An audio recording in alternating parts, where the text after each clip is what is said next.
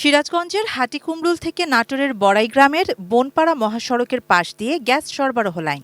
এটি নাটোর শহরের কাছে বাগাতিপাড়ার হিজুলি গ্রামের উপর দিয়ে চলে গেছে রাজশাহী জেলায়। শহরের পাশ দিয়ে লাইনটি নিয়ে যাওয়া হলেও গ্যাস সরবরাহ ব্যবস্থা না থাকায় নাটোরে কোনো শিল্প প্রতিষ্ঠানে স্থাপনে আগ্রহী হচ্ছেন না উদ্যোক্তারা। শিল্প প্রতিষ্ঠানের অভাবে নাটোরের উন্নয়ন যেমন বাধাগ্রস্ত হচ্ছে, তেমনি সৃষ্টি হচ্ছে না কর্মসংস্থানের সুযোগ। বাড়তি জ্বালানি খরচের কারণে বাড়ছে উৎপাদন খরচ।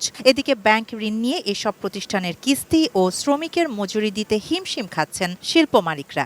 যদি সরকার মহোদয় চিন্তা করেন যে নাটোরে গ্যাস ভিত্তিক শিল্প গড়ে উঠলে অনেক কর্মসংস্থান হবে, তাহলে নাটোরে এই গ্যাস সংযোগের ব্যবস্থা করে দিলে আমরা ব্যবসায়িকরা খুবই উপকৃত হব। প্রতিষ্ঠান বন্ধ হওয়ার কারণে প্রত্যেকটা মালিক এখন ব্যাংক ঋণে জর্জরিত হয়ে প্রায় দিশেহারা। কর্মসংস্থান সংকটের কারণে বেকারত্ব বাড়ছে নাটোরে। ব্যবসায়ীরা বলছেন, গ্যাস সরবরাহ থাকলে কলকারখানাও বাড়তো। এদিকে বেড়েছে এলপিজির দাম। ৩,০০০ টাকার সিলিন্ডার এখন কিনতে হচ্ছে ৭,০০০ টাকায়।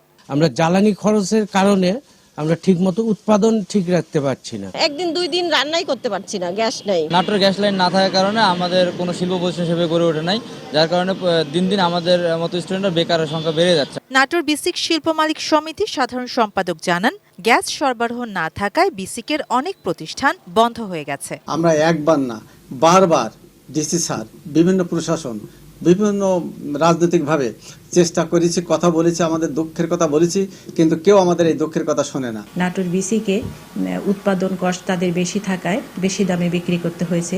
এক্ষেত্রে তারা প্রতিযোগিতায় না টিকতে পেরে অলরেডি 3টি অ্যালুমিনিয়াম ফ্যাক্টরি আমার বিসিকের বন্ধ হয়ে গেছে। গ্যাস সরবরাহের মাধ্যমে নাটোরে শিল্প প্রতিষ্ঠান গড়ে তোলার সুযোগ ও কর্মসংস্থান সৃষ্টি করবেন বর্তমান সরকার, এমনটাই প্রত্যাশা শিল্পোদ্যোক্তাদের। শাহানা জাহান, ডেস্ক রিপোর্ট, ATN নিউজ।